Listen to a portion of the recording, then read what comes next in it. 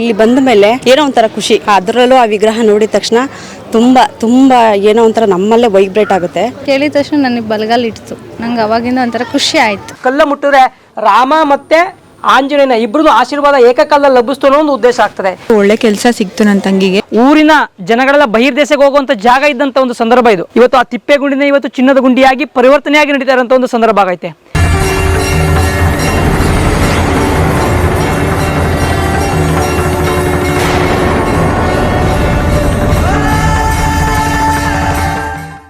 ಇವತ್ತು ಈ ಕ್ಷೇತ್ರದಲ್ಲಿ ಸರಿಸುಮಾರು ಭೂಮಿ ಮಟ್ಟದಿಂದ 60 ಅಡಿ ಎತ್ತರದ ಪಂಚಲೋಹದ ತಾಯಿ ಶ್ರೀ ಚಾಮುಂಡೇಶ್ವರಿ ಅಮ್ಮನವರ ಮೂರ್ತಿ ಇರುವಂಥದ್ದು.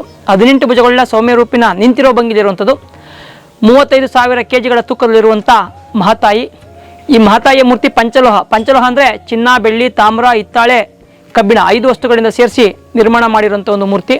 ಈ ಮೂರ್ತಿ ನಿರ್ಮಾಣ ಹೇಗಾಯ್ತಪ್ಪ ಅಂತಂದರೆ ಪರಿಪೂರ್ಣವಾಗಿ ಪ್ರತಿಯೊಬ್ಬರು ಭಕ್ತರ ಸುತ್ತಮುತ್ತ ಹಳ್ಳಿಯ ಭಕ್ತರ ಮನೆಯಿಂದ ಬಂದಂಥದ್ದು, ಮತ್ತು ಈ ಕ್ಷೇತ್ರಕ್ಕೆ ಬರುವಂಥ ಭಕ್ತರಿಂದ ಮನೆಯಿಂದ ಬರುವಂಥದ್ದು ಎಲ್ಲ ಅವರ ಮನೆಯಲ್ಲಿ ಬೇಡವಾದಂಥ ಹಳೆ ಹಿತ್ತಾಳೆ, ತಾಮ್ರ, ಕಬ್ಬಿಣದ ವಸ್ತುಗಳನ್ನು ಕೊಟ್ಟೆ ಈ ನಿರ್ಮಾಣ ಮಾಡಿಸಿರುವಂಥದ್ದು. ಯಾಕಪ್ಪ ಅಂದರೆ ಪ್ರತಿಯೊಬ್ಬರ ಭಕ್ತರಿಂದ ಈ ಕ್ಷೇತ್ರಕ್ಕೆ ಬರುವಂಥ ಪ್ರತಿಯೊಬ್ಬರ ಭಕ್ತರಿಂದವೇ ಬರ್ತಾ ಇರೋಂಥ ಭಕ್ತರುಗಳೇನಂದರೆ ಅವ್ರ ಮನೇಲಿ ಬೇಡವಾದಂಥ ಹಳೆ ಹಿತ್ತಾಳೆ, ತಾಮ್ರ, ಕಬ್ಬಿಣ ಏನು ವಸ್ತುಗಳಿದೋ ಅವೆಲ್ಲ ತಂದು ಕೊಟ್ಟಿರುವಂಥ ಸಂದರ್ಭ ಆಗಿದೆ.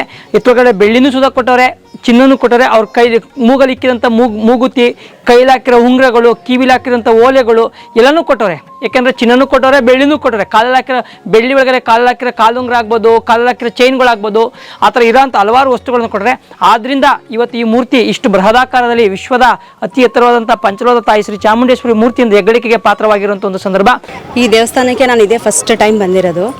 ತುಂಬ ಪಾಸಿಟಿವ್, ಅಂದರೆ ಇಲ್ಲಿ ಬಂದ ಮೇಲೆ ಏನೋ ಒಂಥರ ಖುಷಿ, ಅದರಲ್ಲೂ ಆ ವಿಗ್ರಹ ನೋಡಿದ ತಕ್ಷಣ ತುಂಬ ತುಂಬ ಏನೋ ಒಂಥರ ನಮ್ಮಲ್ಲೇ ವೈಬ್ರೇಟ್ ಆಗುತ್ತೆ. ಆ ತಾಯಿ ಚಾಮುಂಡೇಶ್ವರಿ ಅದು ಹೇಳೋಕ್ಕೆ ಆಗಲ್ಲ, ಅಷ್ಟು ವೈಬ್ರೇಟ್ ಆಗುತ್ತೆ ನಮಗೆ ಅವಳು ನೋಡಿದಾಗ. ಇಲ್ಲಿ ಬಂದಾಗ ಒಂದೇನೋ ಒಂದು ಖುಷಿ ಆಗುತ್ತೆ, ನೆಮ್ಮದಿ ಸಿಗುತ್ತೆ, ಸಂತೋಷ ಅನ್ನೋದನ್ನು ಅಲ್ಲಿ ದೇವರು ನೋಡಿದ ತಕ್ಷಣ ನಮ್ಗೆ ಅನಿಸುತ್ತೆ. ನಮ್ಮ ಮುಖದಲ್ಲೇ ನಮಗೆ ಗೊತ್ತಿಲ್ಲದೆ ಮಂದಹಾಸ ನಾವೇ ಬೀರ್ತೀವಿ ಆ ತಾಯಿ ಚಾಮುಂಡೇಶ್ವರಿ ಮುಖ ನೋಡಿದಾಗ. ನಂಗೆ ಇಲ್ಲಿ ಬಂದಮೇಲೆ ಒಂಥರ ಖುಷಿ ಅನ್ನಿಸ್ತು. ನಾನು ಅಲ್ಲಿ ಬಸವಣ್ಣನ ಹತ್ರ ಕೇಳಿದ ತಕ್ಷಣ ಎಲ್ಲರಿಗೂ ಸ್ವಲ್ಪ ಲೇಟ್ ಮಾಡ್ತು. ನಾನು ಕೇಳಿದ ತಕ್ಷಣ ನನಗೆ ಬಲಗಾಲ ಇಡ್ತು. ನಂಗೆ ಅವಾಗಿಂದ ಒಂಥರ ಖುಷಿ ಆಯಿತು, ಅಂದ್ಕೊಂಡಿದ್ದಾಗುತ್ತೆ ಅಂತ. ಇಲ್ಲಿ ಚಾಮುಂಡೇಶ್ವರಿ ದೇವಸ್ಥಾನಕ್ಕೆ ನಾವು ಬರ್ತಾ ಇರ್ತೀವಿ ಅವಾಗವಾಗ. ನಮ್ದೊಂದು ಅರ್ಕೆ ಇತ್ತು ಕೆಲಸ ಸಿಗಲಿ ಅಂದ್ಬಿಟ್ಟು. ಸೊ ಒಳ್ಳೆ ಕೆಲಸ ಸಿಕ್ತು ನನ್ನ ತಂಗಿಗೆ. ಸೊ ಅವಳು ಇವಾಗ ಬೆಳ್ಳಿ ಗಂಟೆ ಕಟ್ತಾ ಇದ್ದಾಳೆ. ಇದೇ ಥರ ಎಲ್ಲರೂ ಬಂದು ಹರಕೆ ಮಾಡಿಕೊಂಡು ತಾಯಿ ಸೇವೆ ಮಾಡಿದ್ರೆ ತುಂಬ ಒಳ್ಳೇದಾಗುತ್ತೆ. ಎಲ್ಲರೂ ಬನ್ನಿ, ಎಲ್ರಿಗೂ ಒಳ್ಳೇದಾಗುತ್ತೆ. ಆಯಿತು, ಒಂದು 21 ದಿನದ ಒಳಗಡೆ ಹರಕೆ ಮಾಡ್ಕೊಂಡಿದ್ರು ಇವರು. ಬ್ಯಾಂಗ್ಳೂರಿಂದ ಬಂದು ದೇವ್ರಿಗೆ ಗಂಟೆ ಕಟ್ತಾ ಇದ್ದಾರೆ, ಇವಾಗ ಬೆಳ್ಳಿ ಗಂಟೆ ಕಟ್ತಾ ಇದ್ದಾರೆ. ನಾವು ನೋಡ್ಬೋದು, ಇದು ಶ್ರೀರಾಮನ ಸೇತುವೆ ಕಲ್ಲು. ರಾಮೇಶ್ವರದಿಂದ ಏನು ಲಂಕಾಪಟ್ಟಣಕ್ಕೆ ಸೀತಾದೇವಿಯ ಅಪಹರಣ ಮಾಡಿದಂಥ ಸಂದರ್ಭದಲ್ಲಿ ಕಪಿಸೈನ್ಯ ಮತ್ತು ರಾಮ ಮತ್ತು ಆಂಜನೇಯ ಎಲ್ಲ ಸೇರಿ ಸಮುದ್ರಕ್ಕೆ ಸೇತುವೆ ಕಟ್ಟಿದ್ರು. ಆ ಸೇತುವೆ ಕಟ್ಟಿದಂಥ ಒಂದು ಕಲ್ಲು ಅಂತ ಇತಿಹಾಸ ಹೇಳುವಂಥದ್ದು. ನಾವು ಹೇಳ್ತಾರೆ ರಾಮ ಸುಳ್ಳು ರಾಮಾಯಣ ಸುಳ್ಳು ಅಂತ ಹೇಳುವಂಥ ಒಂದು ಸಂದರ್ಭ. ರಾಮ ಸುಳ್ಳು ರಾಮಾಯಣ ಸುಳ್ಳು ಅನ್ನೋರಿಗೆ ಇದೊಂದು ಉದಾಹರಣೆ. ಇವತ್ತು ಇದು 2 ಸಣ್ಣ ಕಲ್ಲು. 2 ಸಣ್ಣ ಕಲ್ಲನ್ನು ನೋಡ್ಬೋದು. ಯಾರು ಬೇಕಾದ್ರೂ ಮುಟ್ಟಿ ಪರೀಕ್ಷೆ ಮಾಡ್ಬೋದು. 2 ಸಣ್ಣ ಕಲ್ಲ, ಅರ್ಧ kg ಬರೋಲ್ಲ, ಅರ್ಧ kg ಬರ್ತದೋ ಬರಲ್ವೋ ಗೊತ್ತಿಲ್ಲ. 2 ಸಣ್ಣ ಕಲ್ಲಿವೆ. ಇದು ಈ ಸಣ್ಣ ಕಲ್ಲ ನಾವು ನೋಡಿ ಇದು ನೀರೊಳಿಗೆ ಹಾಕ್ತೀನಿ. ನೀರೊಳಿಗೆ ಹಾಕಿದ್ರೆ ಮುಳುಗೋಯ್ತು. ಅದು ಯಾರು ಬೇಕಾದ್ರೂ ಮುಟ್ಟಿ ಪರೀಕ್ಷೆ ಮಾಡ್ಬೋದು. ಇದು ಸರಿಸುಮಾರು ಒಂದು 10ರಿಂದ 15 kg ಬರ್ತದೆ ಕಲ್ಲಿದು. ಈ 10ರಿಂದ 15 kg ಬರುವಂಥ ಕಲ್ಲು ನೀರಿನ ಮೇಲೆ ಈಗ ಹಾಕ್ತೀನಿ ನೋಡಿ, ತೇಲುವಂಥ ಕಲ್ಲು ತೇಲ್ತದೆ. ಇದು ನೋಡಿ, ಇದು ಅಮುಕ್ತಿನಿದ ಎಷ್ಟೇ ಅಮುಕಿದ್ರೂ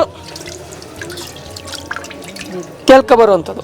ಅಂದರೆ ಇದರಲ್ಲಿ ಆ ಸೇತುವೆ ಕಟ್ಟುವಂಥ ಸಂದರ್ಭದಲ್ಲಿ ಶ್ರೀರಾಮ್ ಜಯರಾಮ್ ಶ್ರೀರಾಮ್ ಜಯರಾಮ್ ಅಂತ ಆಂಜನೇಯ ತನ್ನ ಹೆಸರನ್ನು ಬರೆದು, ರಾಮನ ಹೆಸರನ್ನು ಬರೆದು ಹಾಕ್ದಾಗ ಅದು ಕಲ್ಲು ತೇಲುವಂಥ ಸಂದರ್ಭ ಆಗ್ತದೆ. ಆ ಕಲ್ಲು ತೇಲುವಂಥ ಸಂದರ್ಭ ಆದಮೇಲೆ ಅದಾದಮೇಲೆ ಲಂಕಾಪಟ್ಟಣಕ್ಕೆ ಆ ಸೇತುವೆ ಮೇಲೆ ನಡ್ಕೋಬೇಕು, ಕಪಿಸೇನೆ ನಡ್ಕೋಬೇಕು ಅಂತ ಹೇಳುವಂಥ ಒಂದು ಉದ್ದೇಶ. ಆದ್ದರಿಂದ ಶ್ರೀ ಕ್ಷೇತ್ರದಲ್ಲಿ ಏನು ಮಾಡ್ತಾರೆ ಅಂದರೆ ಬಂದಂಥ ಸಕಲ ಭಕ್ತಾದಿಗಳಿಂದ ತಲೆ ಮೇಲೆ ಒತ್ತಿ ಮಡಿಕೊಂಡು ಆಂಜನೇಯನ ಆಶೀರ್ವಾದ ನನಗೆ ಸಿಕ್ತು ಅನ್ನೋ ಒಂದು ಹೇಳುವಂಥ ಒಂದು ಆಶೀರ್ವಾದ ನನಗೆ ಲಭಿಸ್ತು ಅನ್ನೋ ಒಂದು ಉದ್ದೇಶದಿಂದ ಅವ್ರು ಏನೇ ಒಂದು ದುಷ್ಟಶಕ್ತಿಗಳು ದುಷ್ಟ ಸಮಾನಗಳೇನಾರು ಇದ್ದರೆ ಬಿಡುಗಡೆ ಆಗಲಿ ಅಂದ್ಕೊಂಡು ಆ ಕಲ್ಲ ತಲೆ ಮೇಲೆ ಒತ್ತಿ ಆಶೀರ್ವಾದ ಮಾಡ್ಕೊಳ್ಳುವಂಥ ಒಂದು ಸಂದರ್ಭ ಇರುವಂಥದ್ದು.